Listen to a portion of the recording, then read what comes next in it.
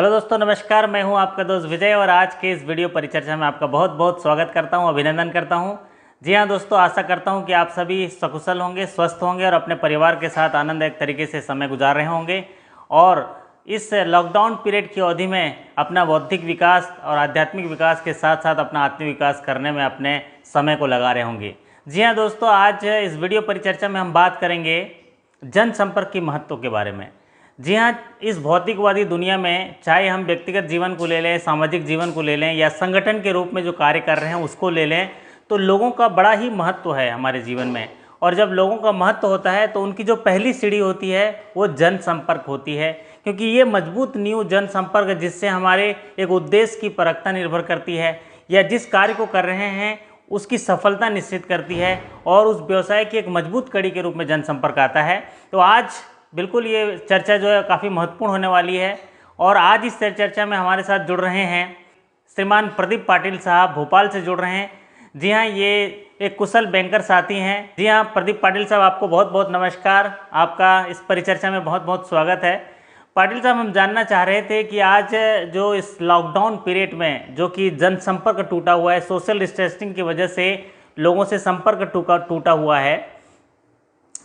चूँकि हमारे व्यवसाय में या व्यक्तिगत जीवन में, सामाजिक जीवन में, चाहे संगठन के तौर पर जनसंपर्क की बड़ी महत्ता होती है। किसी भी कार्य के उद्देश्य पूर्ति के लिए जनसंपर्क पहली कड़ी है, एक ब्रिज की भांति कार्य करती है। तो पाटिल साहब, हम आपसे जानना चाहेंगे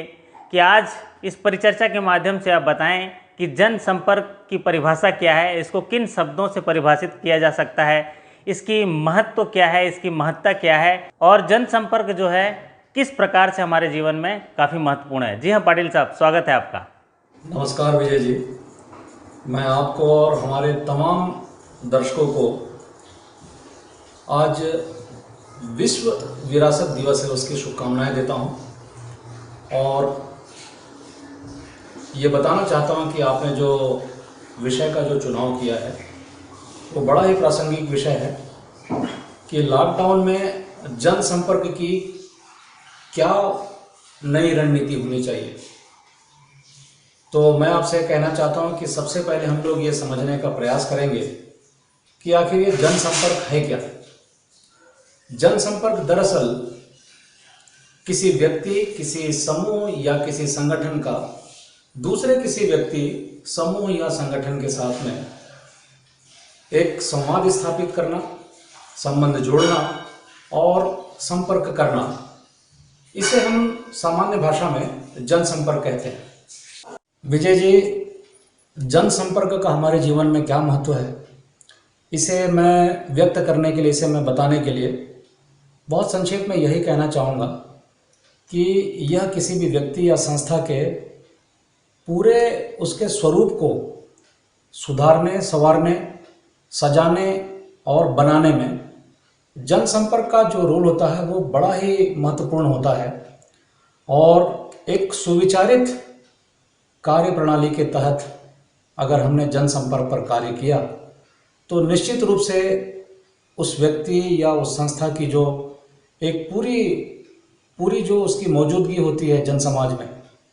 उस मौजूदगी को और भी ज़्यादा निखारा जा सकता है, ऐसा मैं मानता हूँ। जी हाँ, बहुत बहुत धन्यवाद पाटिल साहब, आपने बड़े ही सरल शब्दों के साथ जनसंपर्क को परिभाषित किया और इसकी हमारे जीवन की महत्ता के बारे में विस्तार से बताया।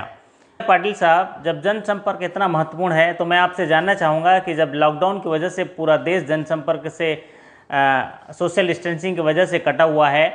और साथ ही साथ दूरी बनाए हुए है, तो ऐसे में जनसंपर्क की नई नीतियों को, नई रणनीतियों को किस तरह से समझा जाए या उनका प्रयोग किया जाए जिससे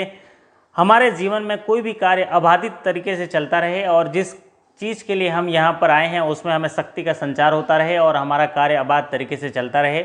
जी हाँ पाटिल साहब, मैं आपसे जानना चाहूँगा कि ऐसी कौन सी रणनीतियाँ हैं जो हमारे इस जनसंपर्क की शक्ति को और बढ़ाती है या इसका हम प्रयोग कर सकते हैं। जी हाँ पाटिल साहब, जनसंपर्क की रणनीतियाँ होती है उसमें सबसे पहला जिसे हम कहते हैं प्रस्थान बिंदु, वो है इसकी आरंभिक तैयारी। जब हम आरंभिक तैयारी करते हैं तो एक सुविचारित हमारी रूपरेखा होनी चाहिए। उसमें एक टीम का गठन अति आवश्यक है। लोगों को शामिल करने के दो बड़े फायदे होते हैं। एक फ़ायदा तो ये होता है कि अलग अलग पृष्ठभूमि के लोगों के उस प्रोजेक्ट में, उस परियोजना में जुड़ने की वजह से उनके विचार भी अभिनव होते हैं, उनके विचार भी नवीन होते हैं, ताज़ा होते हैं, भिन्न होते हैं, विशिष्ट होते हैं, और इसका फायदा पूरा का पूरा उस पूरे प्रोजेक्ट को प्राप्त होता है। और दूसरा महत्वपूर्ण फायदा लोगों को शामिल करने का यह होता है कि जब कभी कोई गलती होती है तो उसका ठिकरा किसी एक व्यक्ति विशेष पर नहीं फोड़ा जा सकता। तो पहली बात तो यह है कि हमें आरंभिक तैयारी ठीक तरीके से करना है, उसके बाद में लॉन्च करना है। दूसरी महत्वपूर्ण बात, हमें श्रोताओं के समूह का भी ध्यान रखना जरूरी है। हम जिस टारगेट ग्रुप के सामने में अपनी जनसंपर्क की रणनीति का कार्यान्वयन करना चाहते हैं, उस श्रोता समूह या दर्शक समूह का जो पूरा का पूरा एक मिजाज है वो कैसा है, उनकी फितरत कैसी है, उनका स्वभाव कैसा है, उनका एज ग्रुप क्या है, उनकी शिक्षा का स्तर क्या है, उनकी सांस्कृतिक पृष्ठभूमि कैसी है, उनकी जागरूकता यानी अवेयरनेस का लेवल क्या है, इन सब बातों का अगर हमने ध्यान रखा तो निश्चित रूप से हम ये पाएंगे कि हमारी रणनीति बहुत ही कारगर तरीके से उनके समक्ष प्रस्तुत हो सकती है, उसका शुभारंभ हो सकता है। दूसरी महत्वपूर्ण बात, विजय जी, कई बार हम लोग जनसंपर्क को पब्लिसिटी या जो प्रचार प्रसार है उसका समकक्ष मान लेते हैं, उसका पर्यायवाची मान लेते हैं, उसकी समानार्थी अवधारणा मान लेते हैं। लेकिन मैं आपसे कहना चाहता हूं कि दोनों में दो बुनियादी फर्क हैं, उन्हें हमें ध्यान में रख लेना चाहिए। जो जनसंपर्क है वो आंतरिक रूप से नियंत्रित होता है, इंटरनल कंट्रोल होता है उस पर, जबकि इसके बरक्स अगर हम देखें पब्लिसिटी को तो उस पर हमारा आंतरिक कंट्रोल या कहना चाहिए कि जो इंटरनल नियंत्रण जो होता है वो उस पर नहीं होता है, ये बाह्य तत्वों के द्वारा नियंत्रित किया जाता है। इसका मतलब यह है कि जो एक्सटर्नल फैक्टर्स होते हैं उनके द्वारा यह नियंत्रित होता है। और दूसरी महत्वपूर्ण बात यह होती है कि आपकी जो जनसंपर्क की जो रणनीति होगी उसके तहत एक छोटी सी जो खबर होगी, एक छोटा सा जो समाचार होगा प्रेस विज्ञप्ति के मार्फत या रेडियो में प्रसारित होने वाले समाचार के मार्फत, तो उसकी विश्वसनीयता, उसकी क्रेडिबिलिटी आप कह सकते हैं, वो बड़े बड़े जो विज्ञापन होते हैं 10-10 पेज के, 12-12 पेज के, जिसमें किसी असाधारण व्यक्तित्व को उसमें उनके द्वारा वो एंडोर्स करवाया जाता है, उसका अनुमोदन करवाया जाता है, उसके मुकाबले इस छोटे समाचार की जो जन सामान्य में जो उसकी प्रामाणिकता है, जन सामान्य में जो उसकी विश्वसनीयता है, वो कई गुना ज़्यादा होती है। और ये इसको एक शेर के माध्यम से इस तरह से व्यक्त किया जा सकता है कि छोटा हूं तो क्या हुआ, जैसे आंसू एक, सागर से भी खारा हूं, तू चक्कर तो देख। तो ये प्रामाणिकता जो होती है वो छोटे से समाचार की उस बड़े विज्ञापन के मुकाबले कहीं ज़्यादा असरकारक होती है। जी हाँ, बहुत बहुत धन्यवाद पाटिल साहब कि आपने जनसंपर्क की नई रणनीतियों के बारे में बताया, साथ ही उनके महत्व के बारे में बताया और किस तरीके से उनका जीवन में प्रयोग किया जाए और उसमें सफलता हासिल की जाए, इसके बारे में अवगत कराया। आज समय बदल रहा है, युग बदल रहा है, तौर तरीके बदल रहे हैं, नए आयाम बदल रहे हैं। मैं तो कहूँगा आज ना होगा कल के जैसा, कल ना होगा आज के जैसा, पल पल में परिवर्तन है पल पल के जैसा। और ऐसे बदलते पल में हमें हर घड़ी नए आयामों के लिए तैयार होने चाहिए, नए जनसंपर्क की जो तौर तरीके हैं उनके लिए तैयार होना चाहिए, ताकि इनका उपयोग करते हुए व्यवसाय की नई उपलब्धियों को हासिल किया जा सके। जी हाँ पाटिल साहब, मैं आपसे जानना चाहूँगा, चूँकि हम बैंकिंग व्यवसाय से जुड़े हैं और हमारी जो मजबूत आधार स्तंभ है वो है जनसंपर्क। हमारा पूरा बिजनेस लोगों के ऊपर निर्भर करता है, उनके संपर्क के साथ निर्भर करता है, कम्युनिकेशन के साथ निर्भर करता है। ऐसे में लॉकडाउन होने की वजह से जहाँ फिजिकल जो डिस्टेंसिंग हो गया है, सोशल डिस्टेंसिंग हो गया है, तो कहीं ना कहीं संवादहीनता भी अपनी एक जगह बनाई ही हुई है। तो ऐसे में हम किन जनसंपर्क नीतियों का इस्तेमाल करके इस दूरी को कम किया जा सके और हमारी जो मजबूत कड़ी है जनसंपर्क, बैंकिंग व्यवसाय की जो जनसंपर्क मजबूत कड़ी है, और जो कम्युनिकेशन है, जो आधार स्तंभ है जिसको ब्रिज बोलते हैं, व्यवसाय का ब्रिज बोलते हैं, उसको पूरा किया जा सके। हमारे जो बहुमूल्य ग्राहकों को हमारे व्यवसाय के साथ जोड़े रखने में मदद कर सके। जी हाँ पाटिल साहब, इस पर अगर आप कुछ प्रकाश डालेंगे तो मेहरबानी होगी।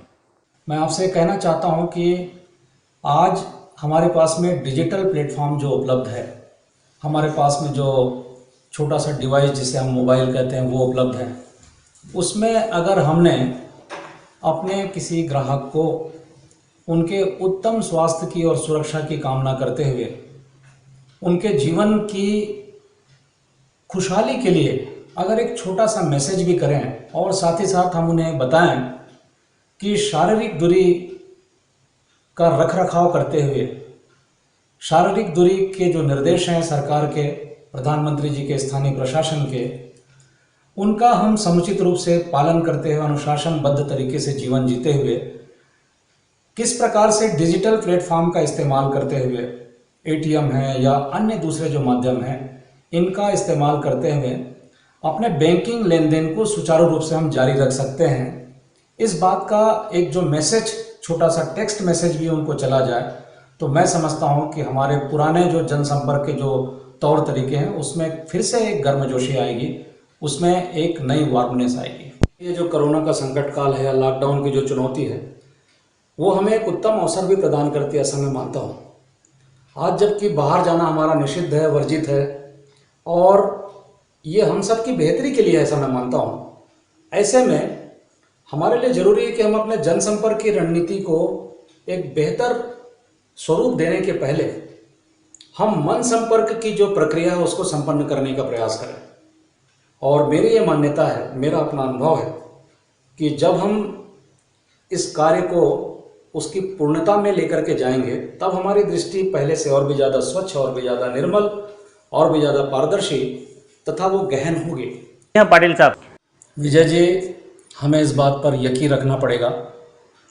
हमें अपने अंदर में यह भरोसा कायम रखना होगा कि आज जो हमारे सामने में विषम परिस्थितियां हैं, जो संकट का काल है, वो आहिस्ते आहिस्ते ही सही लेकिन गुजर जाएगा। ज़िंदगी फिर से खुशहाल हो जाएगी